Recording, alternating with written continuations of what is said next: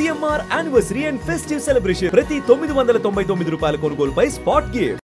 So last ఎప్పుడు కలిసారండి పునీత్ రాజ్ కుమార్ గారిని? రాజ్ కుమార్ గారి అన్న అంటాం అందరం. ఆయన బుక్ ఒకటి రిలీజ్ అయింది. ఆ రిలీజ్కి నేను అంటే నన్ను పిలిచారు. నేనన్నా నాకంటే అమ్మ కరెక్ట్ పిలవడం. అమ్మ ఆయనతో అక్క, మదరు, హీరోయిన్, సిస్టర్ అన్నీ యాక్ట్ చేశారు. సో అంటే అయ్యో అమ్మ వస్తారా, అంతకంటే కావాల్సింది తీసుకురండి అంటే వెళ్ళాం. అప్పుడు వచ్చారు పునీత్ రాజ్ కుమార్, శివరాజ్. అమ్మని చూస్తే కాళ్ళకి దండం పెట్టడాలి వాళ్ళు. అంత మంచి పిల్లలండి. హ్యూమిలిటీ అంటే ఆ ఫ్యామిలీలో ఆయన నుంచి అలా వచ్చింది. ఇప్పుడు అంత బిజీగా ఉన్నారు కదా కన్నడలో. మన తెలుగు వాళ్ళు ఎవరైనా కానీ అరే మన తెలుగు అమ్మాయి రూపాదేవి, మన లక్ష్మి గారి పాపే, మనం పిలిచి ఆ గౌరవం ఇవ్వాలి ఇక్కడ. ఒక ఎన్టీఆర్ గారితో, ఒక ఏఎన్ఆర్ గారితో, ఒక కృష్ణ గారితో, ఒక కృష్ణరాజు గారితో, ఒక శోభన్ బాబు గారితో పేరు చూస్తే బాగుంటుంది కదా అని ఎవరికి అనిపించలేదా రూపాదేవి కదా? నిజంగా ఇది కమర్షియల్ మీడియం కదా రోషన్, అంత ఇట్ ఇస్ వెరీ సింపుల్. ఎందుకు పిలుస్తాం అంటే even if I'm in that position I won't call. నాకు కమర్షియల్ గా ఏది హీరోయిన్ పిలవడం అంటే కష్టం, హీరోయిన్ పిలవడం చాలా ఈజీ కదా. అంత పెద్ద హీరోగా అంత కరెక్ట్ గా ఉండాలని ఆలోచిస్తారేమో కదా. మీరు ఆల్రెడీ అక్కడ పెద్దవాళ్ళతో చేస్తున్నారు కదా? చేస్తున్నాను. I don't know, I think that ఏవో ఉంటాయి అప్పటికి. బట్ ఇప్పుడు మీరు కూడా అడిగే ప్రయత్నం చేయలే ఎవరిని? తెలుగుని హార్డ్లీ చాలా తక్కువ సినిమాలు చేస్తుంటారు కదా మీరు? నేను చాలా తక్కువ అండి, వేల మీద లెక్కేసుకోవచ్చు. అంతే కదా. చూడండి, అయినా కానీ సినిమాలో రాని గుర్తింపు మీకు బుల్లితెర మీద వచ్చింది. అక్కడ స్టార్ హీరోయిన్, ఇక్కడ మా ఋతురాగాలు రూపాదేవి గారు. తెలుగు వాళ్ళు ఇలా నన్ను ఆదరించారు కదండి.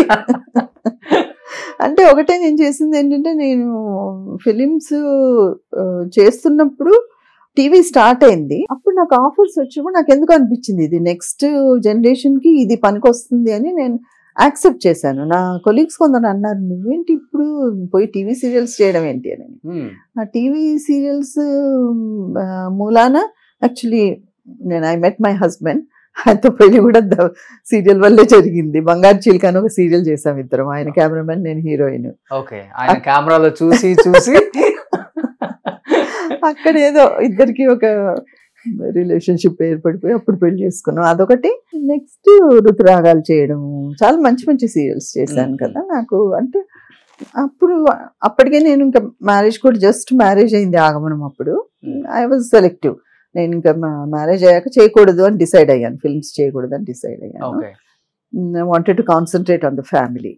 తర్వాత బాబు పుట్టడం జరిగింది. చేయొద్దు అనుకున్నప్పుడు మంజులా నాయుడు, బిందు నాయుడు అందరూ వాళ్ళు ఆగమనం దాంట్లో ఇన్వాల్వ్ కాబట్టి, నాకు లేడీస్ కాబట్టి వీళ్ళు నాకు కన్వీనియంట్గా ఉంటుంది, నేను ఇదే టైమ్స్లో చేస్తాను అని చెప్పి అలా స్టార్ట్ చేశాను అనమాట.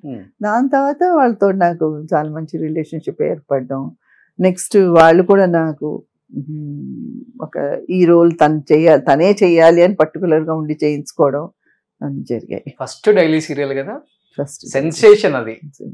అందుకనే నేను కొంచెం అంతకంటే తక్కువ రోల్స్ చేయడానికి కొంచెం ఇష్టపడను.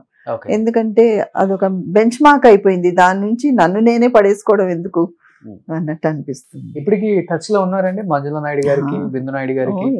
కానీ నాకు తెలిసినంత వరకు అలాంటి డైరెక్టర్స్ మనం చూడలేం బుల్లితెర మీద.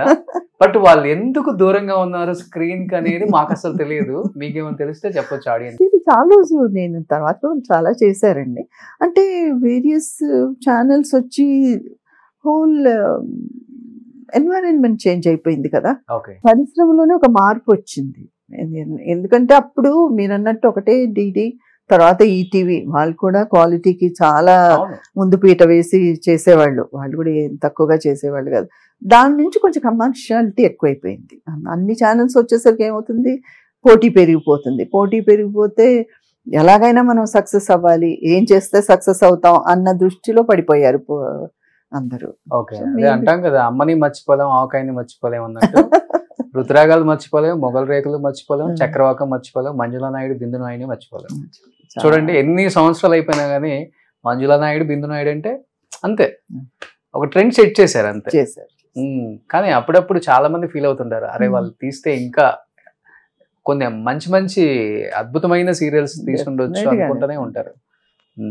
బట్ ఇప్పటికి ఋతురాగాలు 2 స్టార్ట్ చేస్తే మీరు అలానే ఉన్నారండి. స్టార్ట్ చేసుకోవచ్చు, మనం చేద్దాంలేండి, మీరు చెప్పారు కదా. సుమన్ టీవీలో మీ పర్సనల్ అండ్ బిజినెస్ ప్రమోషన్స్ కోసం కింది నెంబర్కి కాంటాక్ట్ చేయండి.